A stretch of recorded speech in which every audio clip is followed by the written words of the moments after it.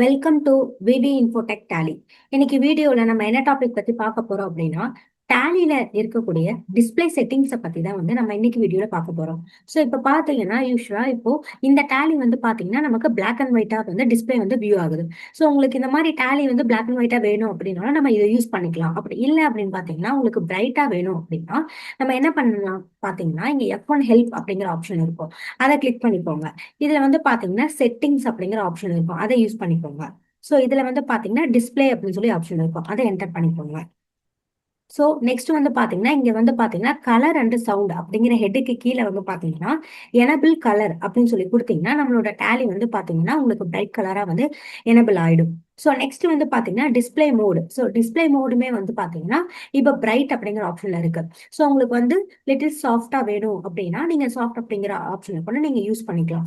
So கண்ட்ரோல்லையே கொடுத்தீங்க அப்படின்னா உங்களோட டேலி யூஸ் பண்ற ஸ்கிரீனே வந்து பாத்தீங்க அப்படின்னா உங்களுக்கு வந்து மாறிடும். ஸோ நெக்ஸ்ட் வந்து பாத்தீங்க அப்படின்னா இப்ப நம்ம வந்து ஏதாவது ஒரு என்ட்ரிஸ் வந்து போட்டிருப்போம்.